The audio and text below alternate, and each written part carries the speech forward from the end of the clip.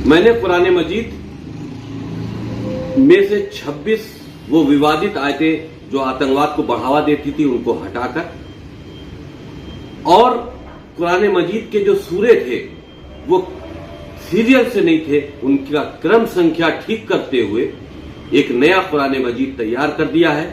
मैंने प्रधानमंत्री जी को उसका एक मॉडल भेजा है अपने पत्र के साथ में और उनसे कहा है कि इस कुरान मजीद को सभी मदरसों में और मुस्लिम समाज में पढ़वाए जाने की व्यवस्था सुनिश्चित कराएं और बहुत जल्द ये कुरान मजीद मार्केट में भी उपलब्ध होगा, जो मैंने सही किया है और यही सही कुरान मजीद है। औज़ु बिल्लाहि मिनश शैतानिर रजीम, बिस्मिल्लाहिर रहमानिर रहीम। हज़रात, जैसा कि मेरे इल्म में आया है कि वसीम रिजवी ने आज फिर एक नया शगुफ़ा छोड़ा है और वो शगुफ़ा ये है कि हमने कुरान पाक की 26 आयतों को रिमूव कर दिया है और रिमूव करके वज़ीर आज़म हिंदुस्तान श्री नरेंद्र मोदी जी को उस कुरान की कापी भेज दी। मैं ऑल इंडिया शिया मसला बोर्ड के हवाले से भरपूर तरीके से वसीम रुश्दी के इस बयान की मदम्मत करता हूँ। असल में इसके पीछे पूरी तरीके से उन लोगों की साजिश है जो हमारे मुल्क को तोड़ना चाहते हैं, हमारे मुल्क के इत्तेहाद को। हमारा मुल्क एक यकजहती का मुल्क है जहाँ हर मज़ाहिब के लोग रहते हैं। कभी अजान के ऊपर एतराज़ करके मस्जिद के लाउड स्पीकर के ऊपर कि लाउड स्पीकर की अजान से हमें डिस्टर्बेंस होता है, कोर्ट में याचिका दायर कराई जाती है।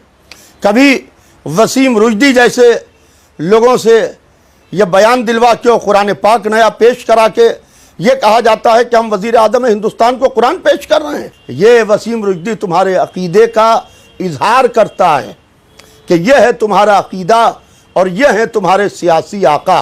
26 आयतें हटाने के लिए जो सुप्रीम कोर्ट में अर्ज़ी दी थी वसीम रुश्दी ने, पूरी अर्ज़ी खारिज कर दी गई और सिर्फ खारिजी नहीं की गई बल्कि 50,000 रुपये का जुर्माना भी लगा। सुप्रीम कोर्ट से मुंह की खा के आए मगर अभी निचले नहीं बैठ रहे हैं।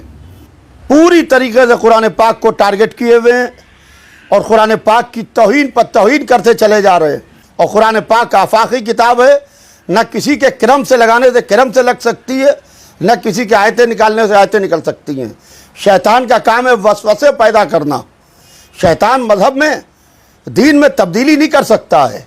1,24,000 नबी आए, 12 इमाम आए, मगर शैतान वसवसे पैदा करता रहा मगर मज़हब में तब्दीली ना कर सका।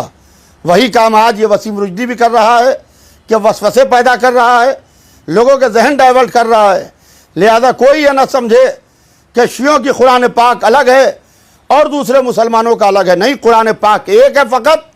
ऑल इंडिया शिया मसला बोर्ड बहुत जिम्मेदारी के साथ ये मैसेज दे रहा है अपने इस वीडियो पैगाम के ज़रिए से कि कुरान पाक अल्लाह की एक किताब है जो सुबह क़यामत तक एक रहने वाली है।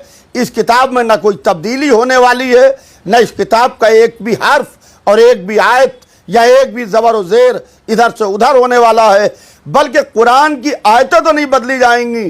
ज़माना खुद देखेगा आयतों के बदलने वाले कितने रंग और रूप बदलते हैं कि गिटगिटान भी शर्मा जाए। जब जंग नहरवान में इसी कुरान को नेज़े पर बुलंद किया गया तो हज़रत अली अलैहिस्सलाम ने कहा कि यह धोखा है, यह कुरान नहीं है।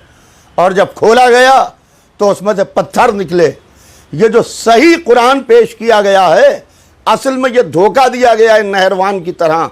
और मैं हुकूमत हिंदुस्तान से और मैं सूबाई हुकूमत से और मरकज़ी हुकूमत से ये गुजारिश करता हूँ कि ऐसे लोगों के ऊपर सख्ती से लगाम लगना चाहिए जो बार बार हमारी मुक़द्दस किताब कुरान पाक जो एक कुरान है, क्योंकि मौला अली हों या हमारे 11 इमाम हों, हमारे 12 इमामों ने इसी कुरान पाक को माना है जो उम्मत मुस्लिमा पूरी दुनिया में पढ़ रही है।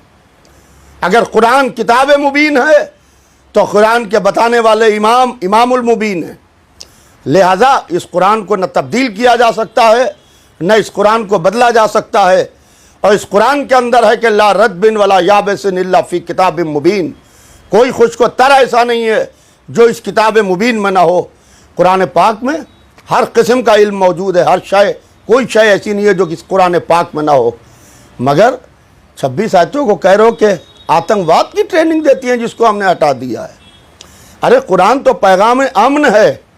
अब अगर से उसको गंदे जहन से सोचा जाए तो वो सिवाय तुम्हारे जैसे लोगों को आतंकवादी दिखाई देगा और तुम्हारे आकाओं को आतंकवाद दिखाई देगा। वसीम रुश्दी, तुम जैसे लोगों को ये किसने इख्तियार दिया कि तुम कुरान पाक की तौहीन कर रहे हो और सही कुरान की बात कर रहे हो? क्या तुमने कुरान पाक को सही बुखारी या सही मुस्लिम समझ रखा है जो दूसरी किताबें हैं? कि सही कुरान भी पेश हो? हमारे यहाँ लफ्ज़ सही नहीं है। हमारे यहाँ कुरान एक है और सुबह क़यामत तक यही कुरान एक रहेगा। और इस कुरान पाक को जो मिटाने की और बदलने की बात करेगा, ज़माना देखेगा कि वो मिट जाएगा। कुरान मिटने वाला नहीं है, ना कुरान बदलने वाला है। लिहाजा मैं इसकी भरपूर तरीके से एक दफ़ा फिर से मजम्मत करता हूँ और मैं फिर ऐसे लोगों के ख़िलाफ़, वसीम रुश्दी जैसे लोगों के ख़िलाफ़ ऐसा मुतालबा करता हूँ कि इनको बाकायदा सिर्फ मज़हब इस्लाम से और शियत से खारिज न किया जाए, बल्कि कड़ी से कड़ी सज़ा दी जाए। फ़कत वस्सलाम।